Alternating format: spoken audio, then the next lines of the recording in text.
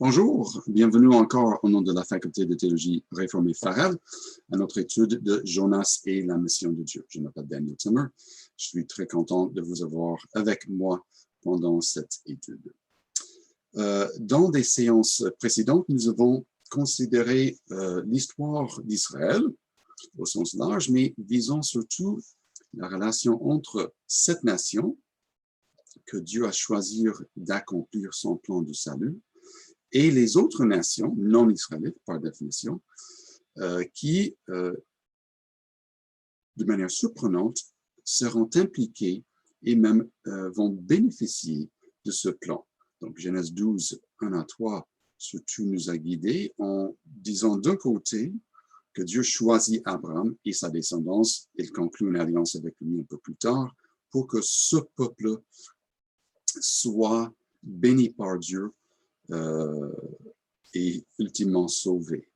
En même temps, ce peuple, dit le même passage, sera le moyen par lequel Dieu va bénir d'autres peuples, les peuples non israélites. Donc, le passage insiste sur ces deux faits. Dieu bénit son peuple afin que ce peuple soit une bénédiction aux autres peuples. Donc, sans revoir tous ces détails-là, nous allons passer premièrement à travers quelques questions introductoires qui concernent le livre de Jonas, son contexte historique, et par la suite nous lancer directement dans l'étude du livre. Donc, voici quelques questions que nous allons considérer brièvement. Comment lire un récit biblique? Je vous donnerai quelques consignes, mais nous allons pratiquer effectivement cette lecture par la suite. Deuxièmement, comment comprendre un prophète désobéissant, une situation plutôt anormale. Comment expliquer la réponse des marins qui, dans un autre sens, est anormale. Quatrièmement, pourquoi tant d'intérêt pour Ninive? C'est quoi cette ville? Pourquoi est-elle si importante, etc. Et je vous donnerai quelques idées vis-à-vis comment profiter d'une telle histoire grâce justement à ces caractéristiques plutôt exceptionnelles. Alors, comment lire un livre narratif, un récit biblique? Malheureusement ou heureusement, c'est typique chez les narrateurs de ne pas dévoiler explicitement ce qu'il veut dire. C'est drôle à dire ainsi, mais ils préfèrent montrer au lieu de dire ce qu'il veut dire. Donc, cela veut dire pour nous qu'il faut suivre de près le récit, remarquer les détails, les choses qui sont dites, les choses qui ne sont pas dites, à quelle vitesse l'action avance. Si on passe beaucoup de temps en racontant un petit événement, ou si on résume une longue période d'histoire brièvement, un tel choix peut démontrer où sont les intérêts de l'auteur. Des fois, le narrateur va décrire un caractère, pas d'habitude en décrivant la personne directement, mais d'habitude, la meilleure manière pour un auteur de décrire un caractère dans l'histoire, c'est de laisser parler cette personne. Donc, les propos, comme aujourd'hui, les propos d'une personne révèlent beaucoup sur la personne. Même chose pour la répétition, c'est assez rare dans le livre de Jonas, mais quelques éléments se répètent et en choisissant de consacrer plusieurs mots à la même idée à plusieurs reprises, l'auteur laisse entendre encore que la chose qu'il raconte plus qu'une fois est importante. Donc, nous allons porter une attention particulière à ce que l'auteur dit et ne dit pas, comment il décrit les caractères par leurs actes et surtout par leurs mots. Et cela va nous aider à comprendre quelle sorte de prophète est Jonas, puisque, comme nous allons voir, mais disons-le maintenant, ce prophète est bizarre. Ce prophète est bien plus que atypique ou anormal. Et le livre nous transmet son message en grande partie à travers ce caractère assez étrange. Donc, la deuxième question, comment comprendre un prophète désobéissant? Pour l'instant, j'aimerais juste lancer la question et nous allons réfléchir ensemble à cette question dans quelques instants. Mais c'est extrêmement rare qu'un prophète désobéisse à un ordre divin, comme vas-y ou dis ceci, dis cela. Donc, nous sommes familiers avec le récit de Jonas, mais les faits que nous raconte ce récit sont bizarres. Donc, il ne faut pas se contenter de la constatation que oui, ils sont bizarres. Il faut apprécier ce que veut dire la nature bizarre d'une telle décision comme celle de Jonas de fuir au lieu d'aller dans le premier chapitre. Pour la troisième question et la réponse des marins à Jonas et à Dieu ultimement, il faut se rappeler du fait que d'un côté, oui, il y a des non-israélites de temps en temps, des individus, des fois encore plus rarement des groupes, qui constatent que le Seigneur est le Seigneur, il est le seul vrai Dieu et qu'ils décident d'oublier leurs dieux anciens en le suivant, l'Éternel, uniquement. Donc, le fait que le marin, 5-10 personnes, on ne sait pas combien de personnes étaient sur le bateau avec Jonas, qui décident de suivre l'Éternel, chose que je vais argumenter bientôt, est aussi exceptionnel, très, très rare que plusieurs personnes avec très peu d'informations se convertissent, si on veut le dire ainsi. Quatrièmement, pourquoi tant d'intérêt pour Ninive? Nous allons regarder brièvement l'Empire assyrien comme arrière-plan, et c'est surtout au chapitre 3 que nous allons parler un peu plus en détail de la ville de Ninive. Mais la ville était très importante, et à partir de 701 avant Jésus-Christ, donc après la période de Jonas, elle devient la ville capitale, mais avant cela, et bien avant cela, pendant un millénaire et plus, la ville de Ninive était très importante pour l'Empire assyrien à travers plusieurs époques. Et cinquièmement, comment bénéficier d'une telle histoire, surtout si le caractère principal, Jonas, comme je vais suggérer, n'est pas du tout un bon exemple. C'est tout à fait l'antipode de lire une histoire édifiante, au moins directement. Mais c'est justement, je crois, un des moyens principaux qu'utilise l'auteur pour nous former, c'est de contraster Jonas, le prophète, qui, comme je l'ai dit, n'est pas simplement anormal, mais désobéissant et pas du tout un exemple, avec, au chapitre 4 surtout, Dieu même. Donc, ce n'est pas Jonas versus Moïse ou Jonas versus David ou une autre personne remarquable.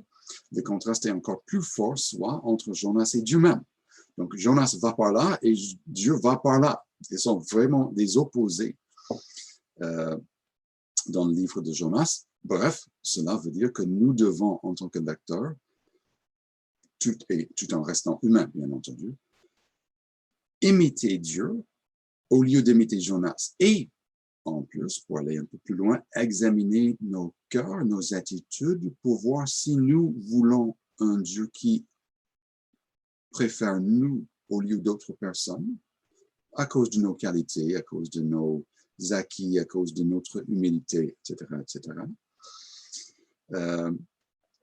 Si nous croyons, en d'autres termes, que la grâce n'est pas véritablement la grâce, mais plutôt quelque chose qu'on peut mériter dans une certaine mesure modeste, mais quand même réelle. Et aussi, il faut que nous imitions Dieu dans son amour pour les personnes complètement perdues, comme nous étions à l'époque. Nous ne sommes pas différents fondamentalement des Assyriens ou d'autres personnes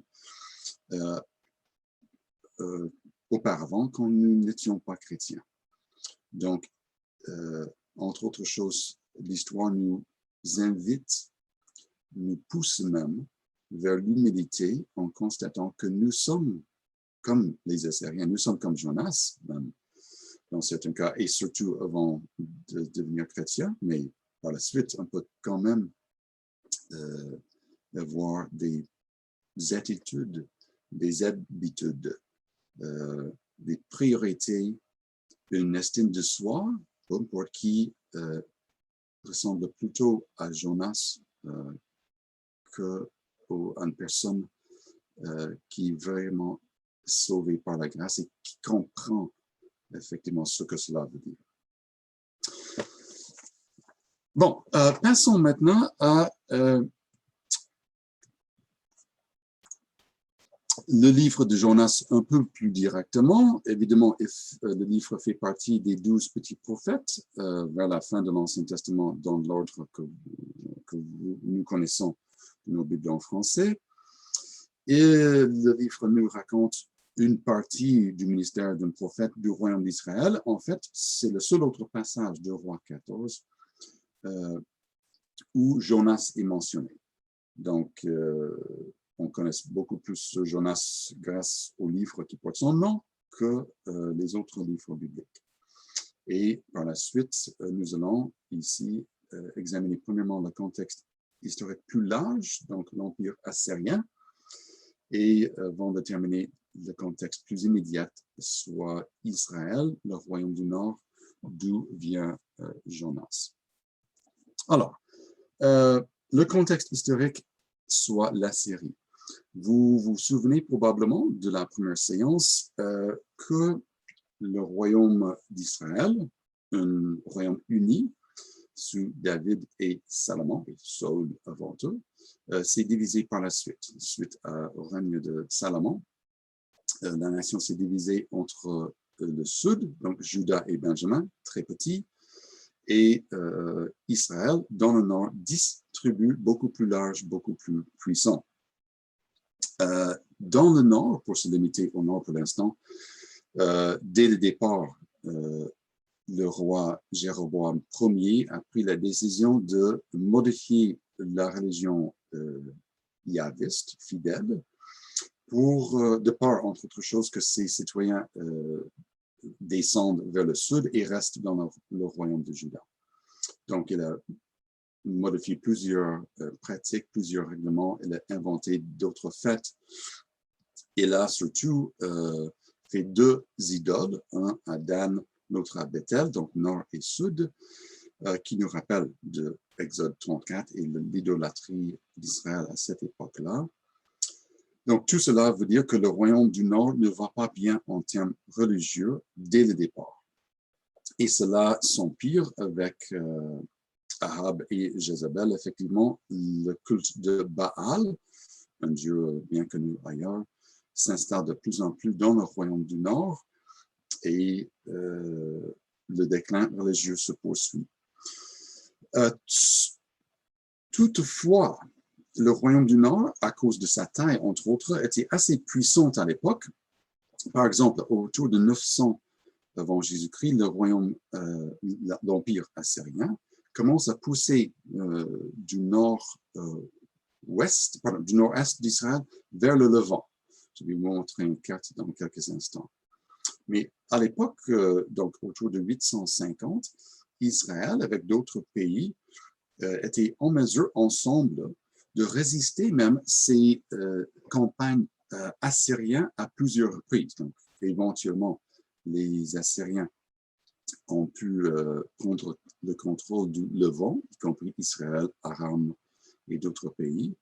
Mais en 853, le roi assyrien lui-même, il-même nous dit que Ahab a fourni 2000 chariots, 10 000 soldats avec d'autres pays pour résister à l'avance de l'Empire assyrien lors de cette période d'expansion.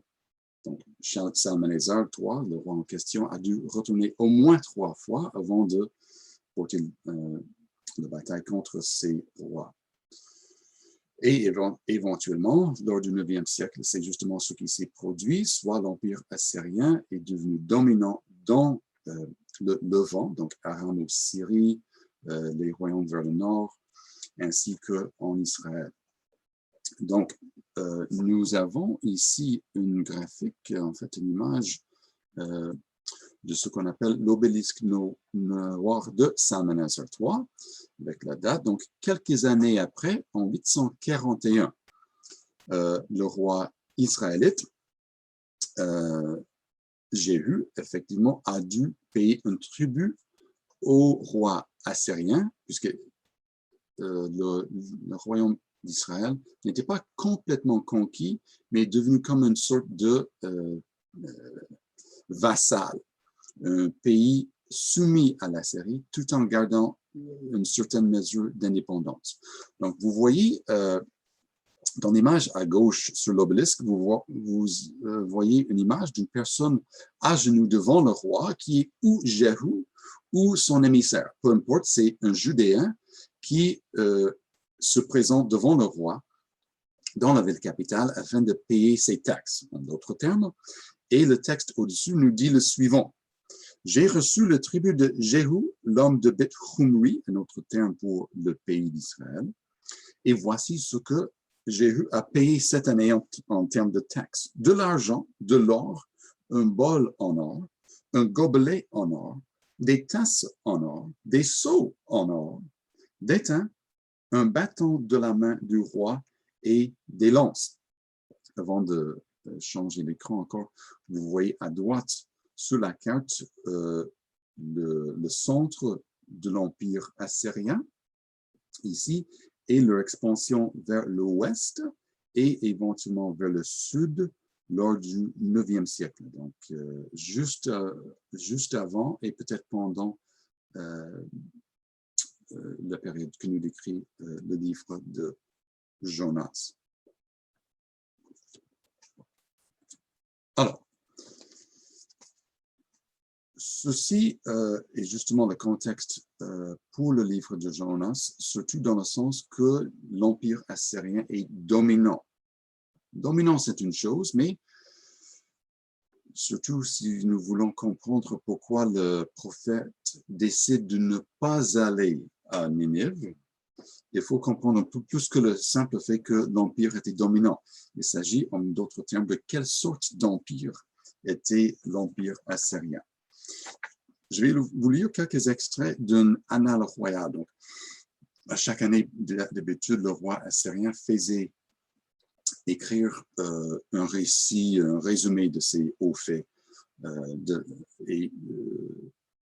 C'est loin d'être une simple chronique, c'est vraiment un texte qui était justement pour une lecture plus large. C'est pas pour le roi, elle sait déjà ce qu'elle a fait, mais elle veut convaincre tous ceux et celles qui lisent ce texte gravé sur une pierre et placé à quelque part.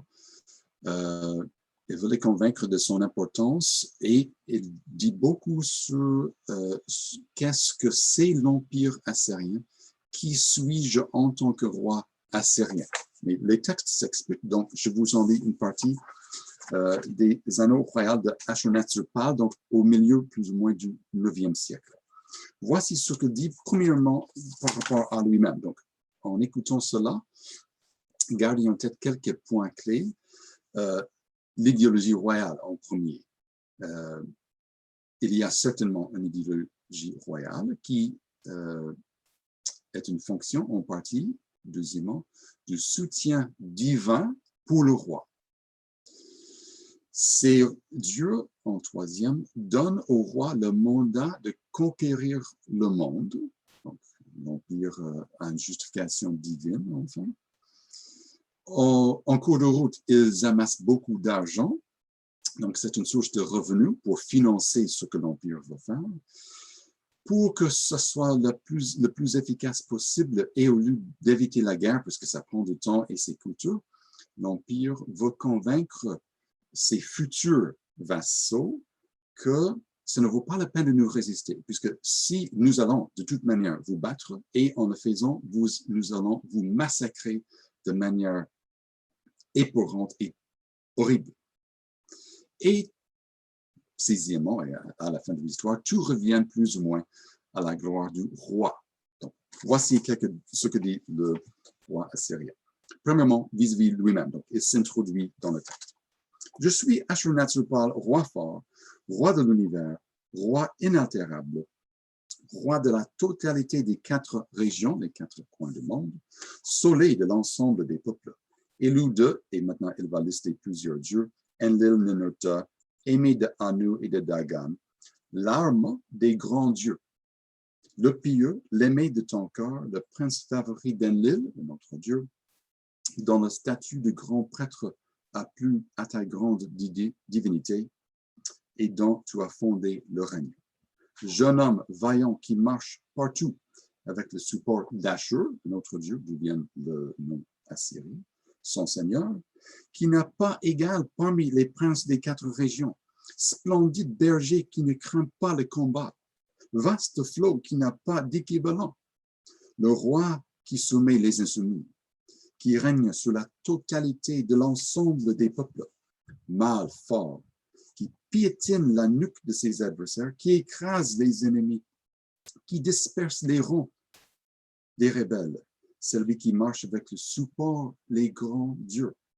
Ces seigneurs dont la main a conquis tous les pays, qui règne sur toutes les régions montagneuses et a reçu leur tribut, celui qui a pris les otages, qui a établi sa victoire sur la totalité des pays. Sans dire que ça nous rappelle de certaines campagnes électorales, c'est quand même frappant à quel point le roi se sent libre de se louer dans le contexte, évidemment, du soutien de ses dieux, mais c'est quand même un beau discours vis-à-vis de lui-même. Par la suite, une brève mention de du profit matériel qu'il tire de ses exploits et de ses campagnes. Il dit, il a part de lui-même. Il a partout rivalisé avec les ennemis d'Ashur, autant qu'il y en a, en haut et en bas, et leur a imposé taxes et tributs. Donc, comme on a vu avec Jéhu, d'habitude, chaque année, tous les provinces et tous les pays soumis doivent démontrer par justement leur taxe qu'ils restent fidèles au roi assyrien. Une autre section du même texte, maintenant avec l'idée que le destin du roi est justement de vaincre le monde grâce aux dieux. Il dit le suivant, « Je suis une armée impitoyable qui renverse le pays de mes ennemis, un roi expert à la guerre qui massacre villes et montagnes, qui désintègre tous ses ennemis, roi de la totalité des régions. » On est déjà familier avec tout cela. Ces destins-là, dit-il, parurent sur l'ordre des grands dieux et ils en firent légitimement mon propre destin. Donc, selon le roi et selon l'infrastructure religieuse assyrienne, ce mandat est confié au roi par les dieux et, par définition, est légitime. Et un peu plus, fortiez-vous, maintenant sur la violence que le roi décrit à haute voix, publiquement sans honte devant le public. Il dit le suivant, vis-à-vis la première année de son règne. Pendant mon année d'accession, je mobilisai mes chars et mes troupes. Après avoir traversé des chemins difficiles et des montagnes pénibles, je me dirigeai vers le pays de Tumu. Je conquis la ville de Libé, le place forte, et les villes de Suru, Aboku, etc. J'en fis de grands massacres. Comme les troupes avaient pris peur, elles se replièrent sur une montagne difficile. Pendant 3 jours, le héros, moi-même le roi, examina la montagne, tant son cœur le portait au combat. Il grimpa, donc remarquez comment le roi parle de lui-même comme le seul soldat sur le champ, même s'il est juste là pour diriger. Il grimpa à pied et submergea la montagne. Il brisa leur nid et dispersa leur rassemblement. Je fis passer 200 de leurs soldats au fil de l'épée et j'amenai leur population comme boutin imposant, comme un troupeau de moutons. Je teignis la montagne avec leur sang, comme de la laine rouge. Quant au reste d'entre eux, les ravins et les gorges de la montagne les ont dévorés. Leurs villes, je les ai détruites, démolies, brûlées par le feu. Donc, il y a d'autres passages, croyez-moi ou non, encore plus graphiques.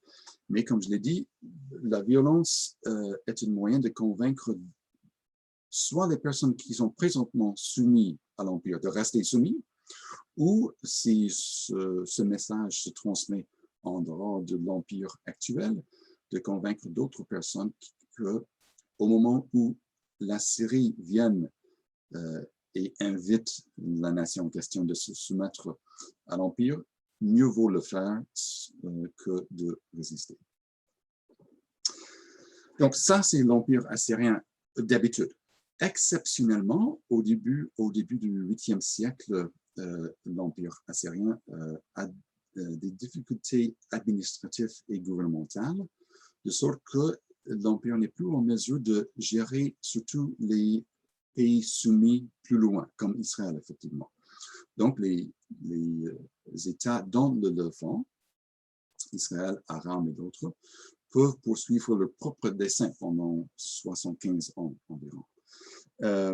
Et c'est justement ce que fait Israël, étant encore le plus fort entre Juda et Israël, jusqu'au point où même, en 2 Rois 14, nous lisons que le pays d'Israël a fait du pays de Juda une sorte de vassal. Donc, le sud était soumis temporairement au nord et devait payer les taxes au nord.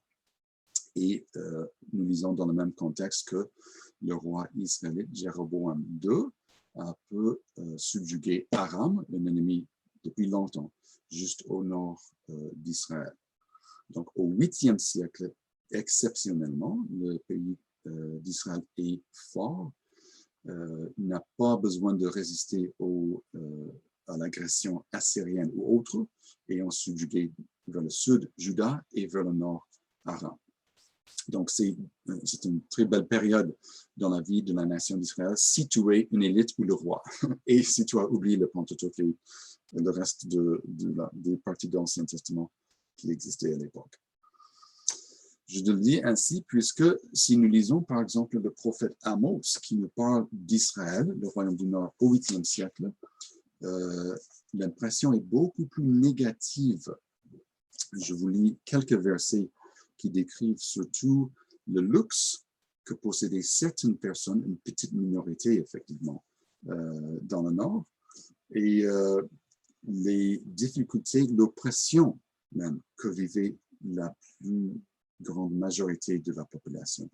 Donc, Amos 3,15, par exemple, Dieu dit en annonçant une punition contre cette nation rebelle et entêtée, j'abattrai les maisons d'hiver aussi bien que les maisons d'été. Donc, certaines personnes ont 2 maisons, dépendamment de la saison. Fini les résidences décorées d'ivoire, en ruine ces vastes logements, dit le Seigneur. Donc, au niveau d'infrastructure, il y a du luxe qui n'est pas du tout généralisé, mais plutôt réservé à une petite partie de la population. Un peu plus loin, 5.11, le prophète dit le suivant aux élites surtout: vous exploitez le faible, vous prélevez du blé sur sa récolte, c'est pourquoi vous ne profiterez pas des belles maisons que vous avez bâties et vous ne goûterez pas le vin des vignes de choix que vous avez plantées. Nous allons voir quelques preuves dans un instant de cette richesse. 2 versets avant de regarder quelques découvertes archéologiques. Au chapitre 6 maintenant d'Amos, juste les versets 4 et 6. Vous êtes allongés, c'est encore le prophète qui parle contre les élites et les riches qui ne sont pas miséricordieux. Vous êtes allongés sur des lits décorés d'ivoire, étendus sur vos divans pour déguster de l'agneau et manger de vos grappes. Donc, une alimentation de luxe qui coûte très cher. Et 6, vous buvez le vin dans de larges coupes et vous vous parfumez aux huiles les plus fines, mais vous ne vous allégeez pas du désastre qui menace les tribus de Joseph. Donc, j'ai parlé il y a un instant des preuves archéologiques qui portent sur l'Israël au 8e siècle. Voici 2 pertinentes, très pertinentes au livre d'Amos.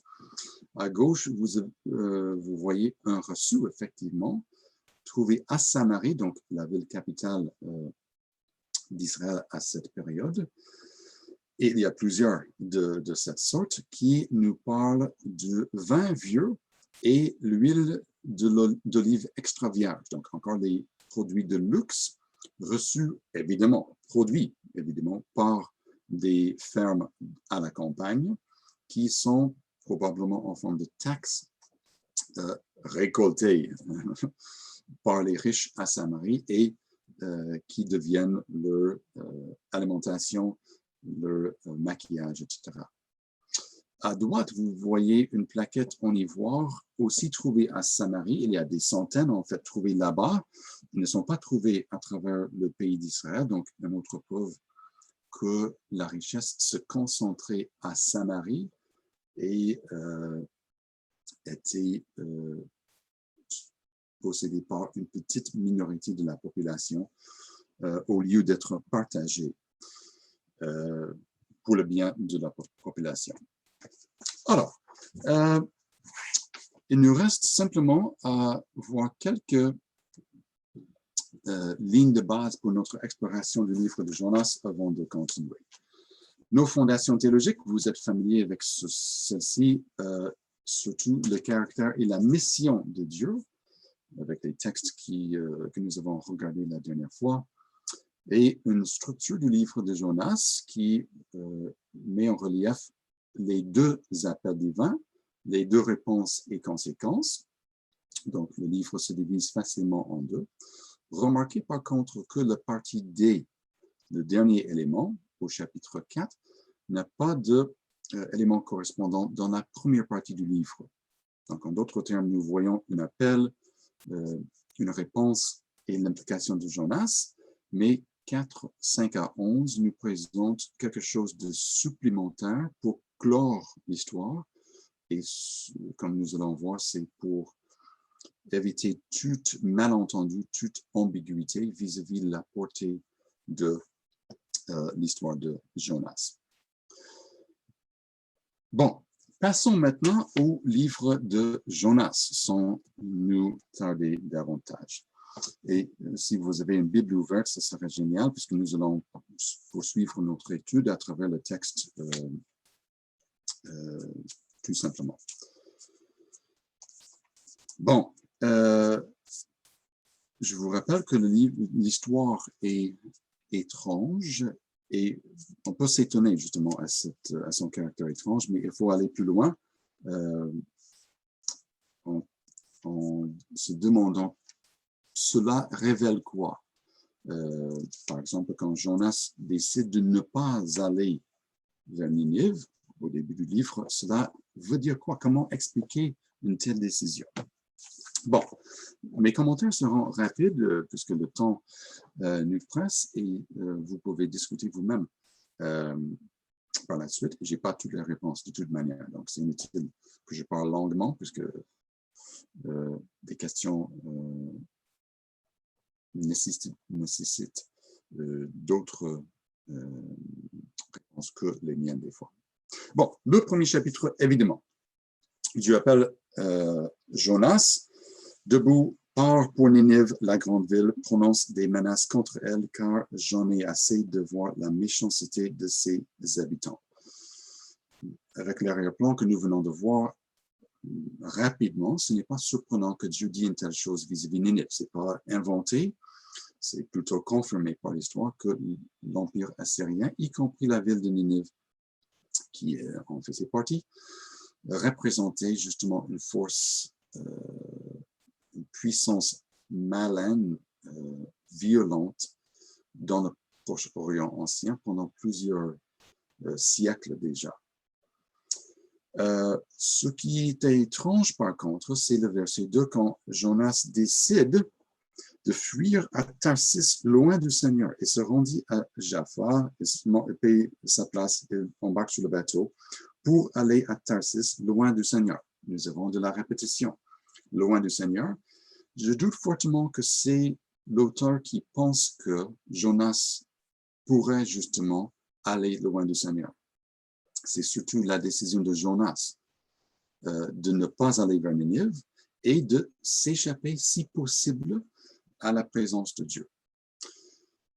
Cette idée nous semble probablement bizarre et avec raison, puisque nous comprenons que Dieu est omniprésent et un petit changement de code postal, même de pays, ne nous met pas hors de vue de Dieu. Donc, c'était quoi que pensait Jonas justement en fuyant Dieu? Il ne voulait pas évidemment aller à Ninive, nous allons voir pourquoi un peu plus tard dans l'histoire. C'est possible qu'il croyait ou voulait croire qu'il pouvait simplement éviter toute conséquence de sa décision de désobéir en se cachant dans un coin perdu. On n'est même pas certain d'où est Tarsis à l'époque, mais de toute manière, c'est loin de Ninive, loin d'Israël. Mais reste que il semble que Jonas ou croit quelque chose qui n'est pas vrai, surtout puisqu'il va dire justement au verset 9 que Dieu a créé le ciel et la terre. Donc Dieu est beaucoup plus grand que sa création et évidemment partout. Donc, ou il ne croit pas ce qu'il fait ici, ou il ne croit pas ce que dit au verset 9, ou il choisit maintenant de croire que Dieu, il peut se cacher de Dieu, même si l'autre partie de son esprit, c'est que ce n'est pas véritablement possible. Donc, on a déjà l'impression que le prophète est un peu difficile de comprendre, qui est le cas, et que ses croyances sont difficiles à identifier, difficiles à cerner et douteuses. Bon, continuons. Donc, le bateau part, évidemment, et, mais, si on traduit le début du verset 4 ainsi, le Seigneur déchaîna un vent violent sur la mer. Donc, une grande tempête arrive. Les marins sont pris par la peur. Ils font ce qu'ils peuvent pour sauver le bateau.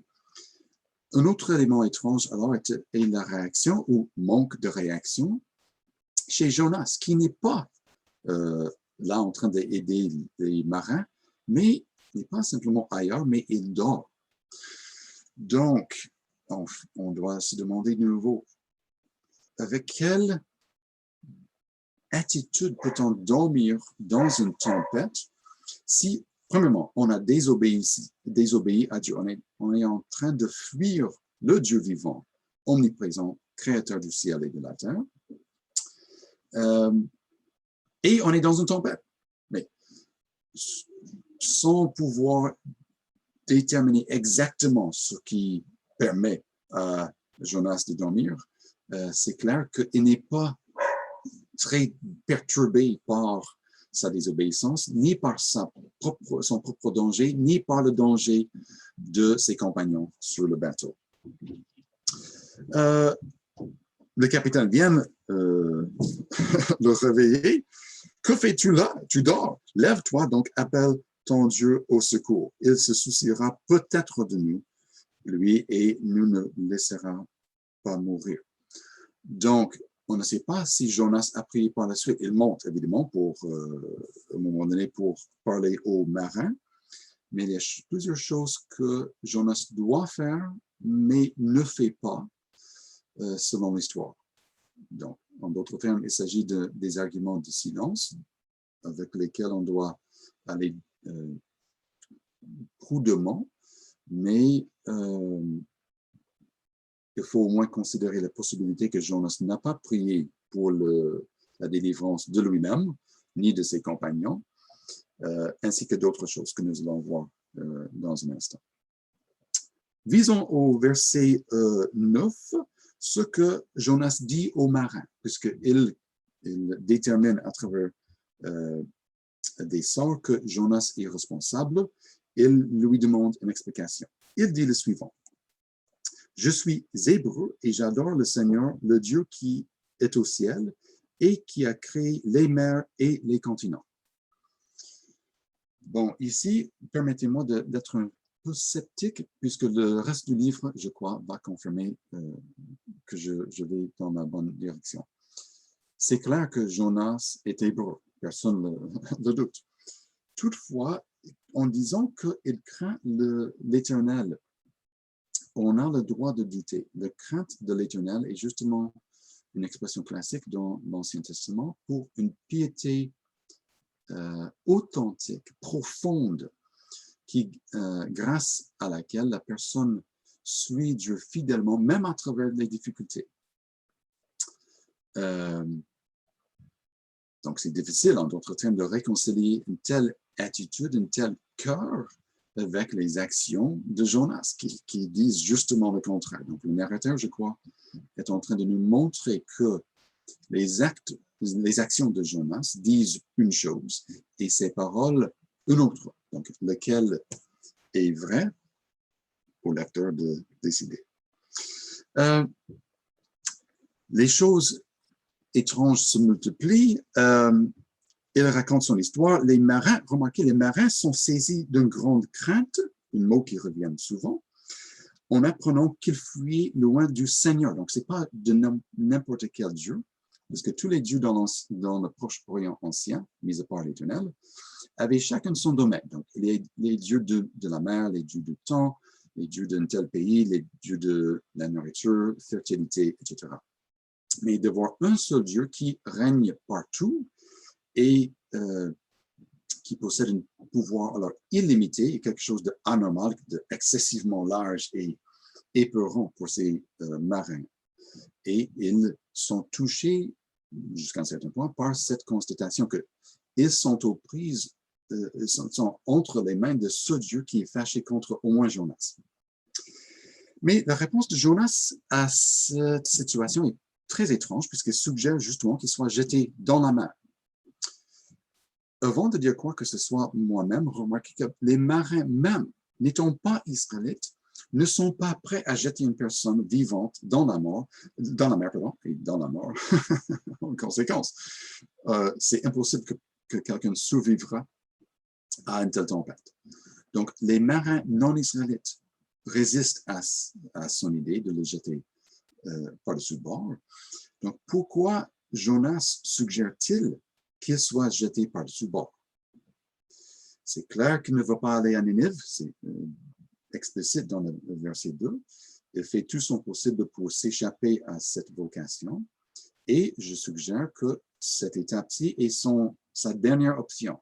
Dieu m'a attrapé, je suis ici, je ne veux pas à tout prix aller à Ninive. Donc, la seule option, c'est dans la mer, je vais mourir là.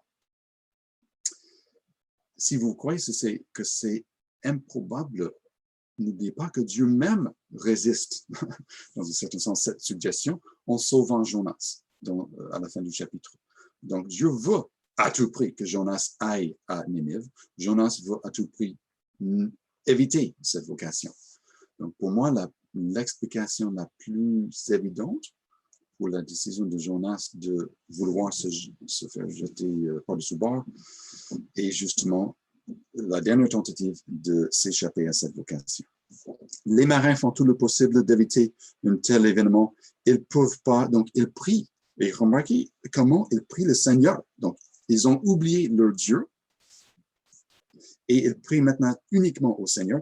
Ne nous laisse pas perdre la vie à cause de cet homme. Ne nous rend pas non plus responsables de la mort de quelqu'un qui ne nous a rien fait. Car c'est toi, Seigneur, qui as agi comme tu l'as voulu. Donc, entre autres choses, il constate que le Seigneur est souverain. Il fait ce qu'il veut, peu importe les autres dieux qui sont véritablement rien. Et qu'il est leur juge aussi. Ils sont redevables devant lui, donc il demande pardon si, en jetant Jonas par-dessus bord, ils commettent un péché. Il jette Jonas par-dessus bord. Évidemment, la tempête s'arrête immédiatement. Remarquez, donc le narrateur parle surtout des non-israélites dans le premier chapitre du récit du prophète qui veut à tout prix résister la vocation de parler à un groupe non-israélite, les Assyriens, de peur qu'ils se répandent. Le narrateur nous dit en détail à la fin du chapitre 1er, le verset 16, « Alors ils furent remplis de crainte à l'égard de l'Éternel. » Donc le narrateur nous dit cela et les narrateurs sont fiables.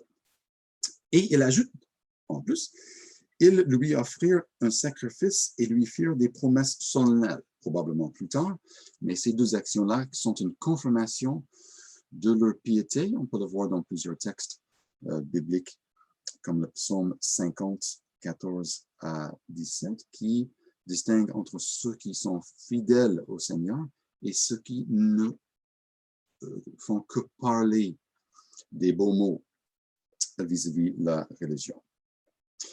Donc, à la fin du premier chapitre, nous avons un prophète qui va à tout prix s'échapper à cette vocation, mais un Dieu qui est plus fort que lui et va justement faire de sorte que Jonas aille à Ninive. Et nous avons une première surprise, soit les marins qui n'ont aucune connaissance du Seigneur, sauf la petite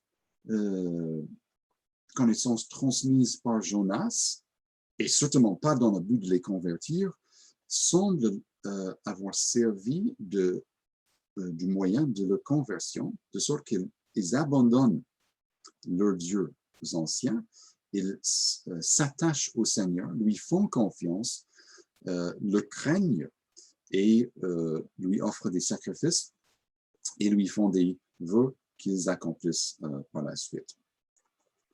Bon, continuons maintenant avec le chapitre 2 de Jonas, qui est encore plus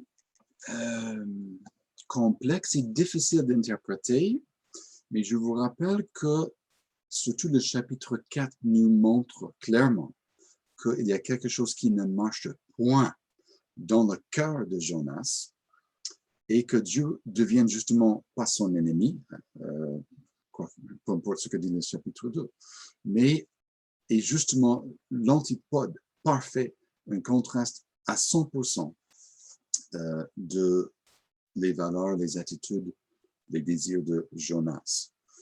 Donc, il faut, en d'autres termes, lire le reste du livre à la lumière du chapitre 4, tout en affirmant que le narrateur nous laisse quand même quelques indices qui guident une telle interprétation. Par exemple, dans le premier chapitre, l'écart entre ce que fait Jonas, je ne veux pas faire ce que le Seigneur m'appelle à faire, donc je vais me cacher loin de ses yeux, si c'est possible, versus sa belle confession au verset 9, je suis hébreu et je crains le Seigneur, le Dieu du ciel qui a fait la terre et la mer. Ces choses doivent nous arrêter, ces contrastes, ces contradictions même dans la personne de Jonas. Et nous pousse, à mon avis, vers une lecture encore sceptique, mais sceptique à cause de ce que le texte nous dit et le texte nous présente. Je ne suis pas personnellement sceptique, mais il faut comprendre que l'histoire, quand nous disons que l'histoire de Jonas est bizarre, cette nature étrange et bizarre relève du fait que ce que Jonas fait, ce que Jonas dit sont deux choses différentes, ou plus précisément, ce qui est Dieu et ce qui est Jonas sont deux choses, deux personnes différentes, contradictoires. Et donc, il ne faut pas, en d'autres termes, imaginer que Jonas était simplement fâché la journée qu'il a reçu la vocation, donc il voulait traîner les pieds. Ce n'est pas traîner les pieds, ça, aller à Tarsis. Et suite à cette désobéissance à un ordre direct de Dieu, une question que nous pouvons poser du livre est pourquoi ne voyons-nous pas la repentance chez Jonas? La repentance est importante dans le livre, surtout au chapitre 3. C'est ça qui sauve, dans un certain sens, la ville de Ninive. Mais où est la repentance dans la vie de Jonas, le prophète qui a désobéi directement, personnellement et pour aucune bonne raison à un ordre direct? Puisque d'habitude, quand nous lisons dans les psaumes un récit, une réflexion sur le danger, le malheur, la délivrance d'un croyant, souvent on voit la repentance dans la mesure où le péché de la personne en question a causé la souffrance. Évidemment, il n'y a pas de doute ici que Jonas souffre, entre guillemets, en étant jeté par-dessus bord à cause de sa propre désobéissance. mais nous ne lisons aucun mot sur la repentance. Et nous allons voir dans le chapitre 2, Jonas présente ses souffrances comme les souffrances d'un juste. Il est persécuté. Et on va même voir qu'il dit que Dieu lui-même l'a jeté dans la mer. Donc, Dieu est la cause de ses souffrances, mais sans que Jonas soit coupable, même dans une petite mesure. Alors, vers le texte de Jonas 2. Je vous rappelle, en leur résumé, il faut distinguer ces beaux mots pieux de son comportement, surtout dans le chapitre précédent et les chapitres suivants. Une manque de repentance est très importante dans cette partie du livre, et nous allons remarquer à quel point Jonas parle de lui-même et de ses actions pieuses dans cette soi-disant prière. Alors, dépendamment de votre version, il se peut que nous lisions soit le verset 2 ou verset 3, mais vous allez vite identifier le verset en question. Quand j'étais dans la détresse, j'ai crié vers toi, Seigneur, et tu m'as répondu. Nous reconnaissons ces mots. Ils sont familiers du psautier, effectivement, où les psalmistes nous parlent de la délivrance de Dieu, mais délivrance soit de leurs ennemis et sans confession, soit d'une délivrance de la punition causée par leur péché, et alors avec confession. Mais ici, nous avons un péché sans confession, sans repentance et le même langage. Donc, Jonas se voit, bref, comme un innocent. Il a droit de résister à Dieu. Ce que Jonas veut, en d'autres termes, est plus important que ce que Dieu veut. Donc, Jonas est le victime. Ça semble bizarre, mais lisons le texte. Donc, le psaume 120, par exemple, nous parle avec les mots mêmes. Donc, il y a plusieurs échos des psaumes ici, qui sont justement une manière de guider notre lecture, sans confondre Jonas avec l'auteur pieux de psaume 120, par exemple. Il utilise les mêmes mots, mais pour une toute autre raison, avec une toute autre motivation. Le verset suivant, je suis chassé loin, je recule, le début du verset 4, tu m'avais jeté dans la mer. Dieu voulait arrêter Jonas. Ce n'est pas Dieu qui a suggéré qu'il soit jeté par-dessus bord, c'est Jonas, et fort probablement afin d'échapper à cette même vocation. Donc, Dieu veut, évidemment, que Jonas aille à Tarsis. Comment croire que Dieu veut plutôt que je suis noyé dans la mer? C'est pas du tout ce que Dieu veut, c'est que Jonas veut, mais il change radicalement l'histoire. Continuons dans le verset 4. Les flots m'encerclaient, tu faisais déferler sur moi vague après vague. Cette dernière phrase, déferler sur moi vague après vague, vient de notre psaume, racontant justement l'expérience de notre auteur pieux, qui souffrait lui aussi, comme l'auteur du psaume 42, à cause de ses ennemis non-croyants, israélites, et interprète ses souffrances à cause d'eux. Donc Dieu lui met dans la souffrance, l'auteur de ce psaume, mais il est fidèle, il va me racheter. Jonas encore est dans une situation qu'il a causée lui-même, qui n'est pas causée par Dieu. Donc, il veut s'identifier avec les souffrants justes et pieux en étant quelque chose de différent vis-à-vis ces personnes-là. Déjà, je me disais, verset 5, il reflète à ses propres pensées, il se regarde. Me voilà chassé loin de toi. Qui l'a chassé? C'est au passif. Donc, qui l'a chassé loin de Dieu? C'est lui-même qui a pris la décision de fuir. Donc, il est responsable pour le fait qu'il se trouve. C'était sa décision de fuir, si possible, la présence de l'Éternel. Mais il veut refaire l'histoire autrement pour qu'il soit le pieux, le juste et le souffrant. Et c'est cette personne, selon Jonas, que Dieu délivre. Pourtant, soulignant sa piété, j'aimerais revoir ton saint temple. Il est parti dans l'autre direction.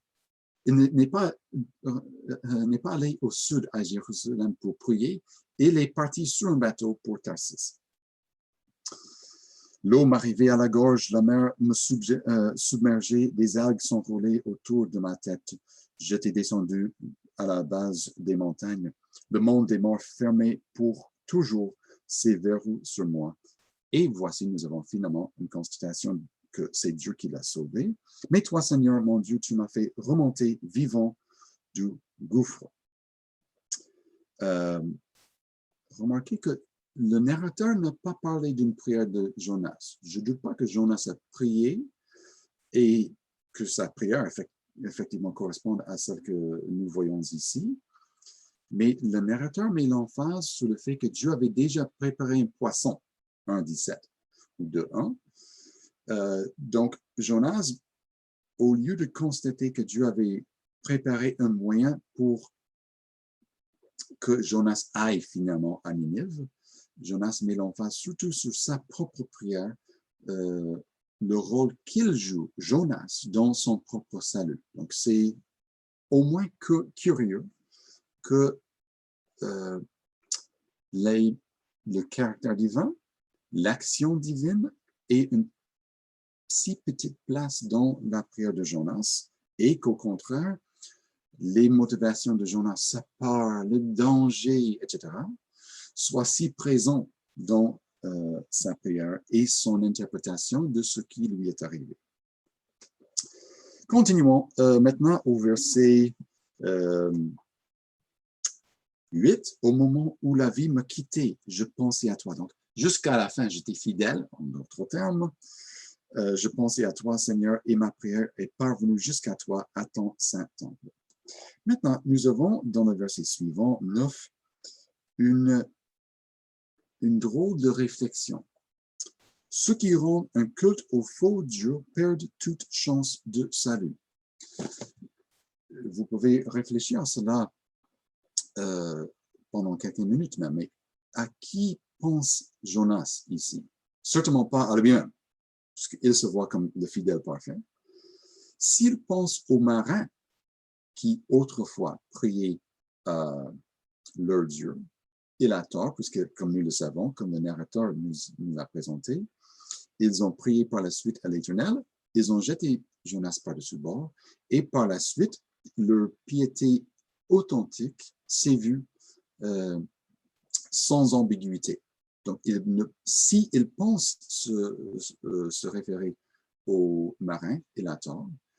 S'il pense aux Assyriens, peut-être, il aura tort plus tard, dans le sens que la ville de Ninive va se repentir au chapitre 3.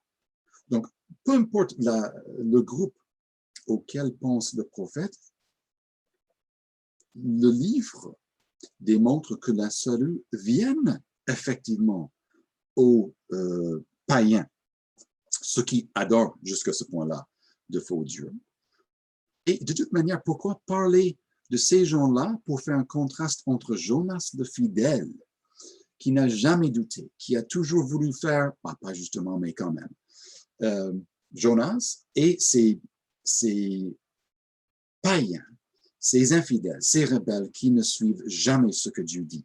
Mais effectivement, les marins et les Assyriens font, en se repentant chacun de sa manière, ce que Dieu veut.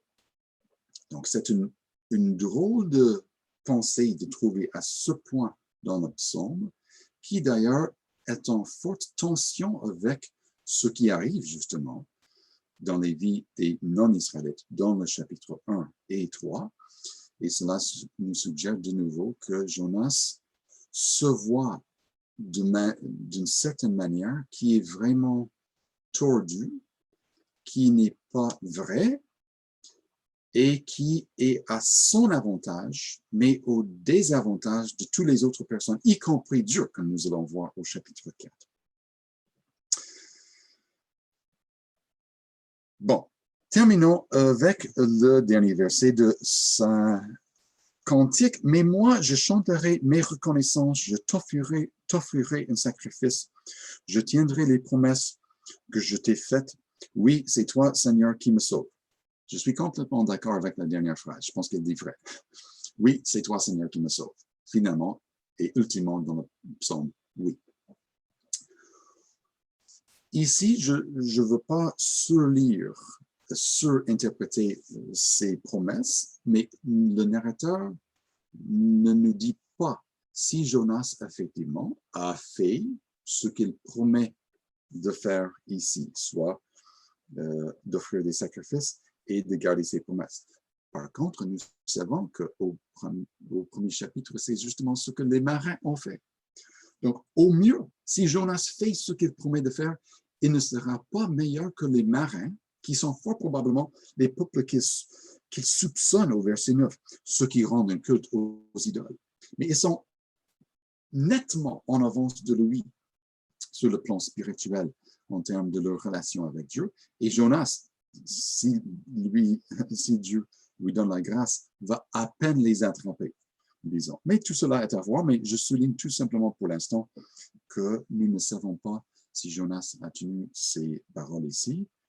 Ils sont tout à fait appropriés dans un psaume qui parle de la délivrance, donc ce n'est pas surprenant de voir ces éléments dans sa prière, mais nous avons quelques raisons, au moins, de douter qu'il a tenu ses promesses. De toute manière, il a beaucoup de temps à passer dans le livre encore, au chapitre 4. Il passe son temps, ses journées à l'extérieur de la ville de Ninive. Nous ne lisons pas qu'il a offert des sacrifices ou qu'il a tenu les promesses qu'il avait faites au Seigneur. Donc, c'est encore un langage pieux, orthodoxe, comme la confession au verset 9 du premier chapitre, qui semble effectivement à l'écart de ce qu'il fait. Bon, terminons notre étude des 2 premiers chapitres ici, avec quelques courtes réflexions, et j'ajoute immédiatement que c'est, d'après moi, très facile de critiquer Jonas dans le livre de Jonas. Mais la critique n'est pas le but pour lequel l'auteur a écrit le livre. L'auteur veut que nous, tout en constatant que ce que Jonas fait n'est pas correct et ce qu'il dit est souvent faux, l'auteur veut que nous, qui sommes dans une position similaire, semblable à celle de Jonas, soient dans le peuple de Dieu, privilégiés de pleine manière. Nous ne croyons pas supérieurs aux non-croyants et que nous ne nous excusons pas quand nous faisons quelque chose qui nous plaît, que nous pensons, nous pouvons justifier, expliquer, malgré le fait que ce geste, cet acte, cette parole est justement contre la volonté de Dieu. Nous voulons souvent nous excuser dans les petites choses comme dans les grandes. Mais bref, Jonas n'est pas simplement quelqu'un qu'on doit ridiculiser. On doit apprendre de ses croyances bizarres et tordues et son comportement difficile à expliquer que nos notions théologiques, pour le dire de manière positive, nos croyances théologiques doivent porter fruit dans nos vies. Donc, prenons Jonas comme exemple négatif. Si nous avons des croyances théologiques comme Jonas, mais les fruits dans nos vies sont comme les fruits dans la vie de Jonas, je me justifie, je suis fier, je doute de l'authenticité des autres, je me contente de mon propre bonheur, je m'en fiche de ce qui arrive aux autres, y compris ce que Dieu veut pour les autres personnes. À moindre dire, je suis dans une position extrêmement dangereuse. Et même si notre cas n'est pas si extrême que Jonas, le but du livre est justement que nous imitions Dieu. Donc, il y aura toujours un écart entre ce que nous sommes, ce que nous disons, ce que nous faisons même en tant qu'obéissance et l'idéal auquel Dieu nous appelle. Donc, il y a toujours de la place pour la repentance, l'humilité et l'espérance, puisque Dieu donne, évidemment, la miséricorde, sa grâce aux personnes les plus improbables, les plus surprenants selon le récit de Jonas, et ne dit jamais non à ceux qui et celles qui lui demandent de son aide.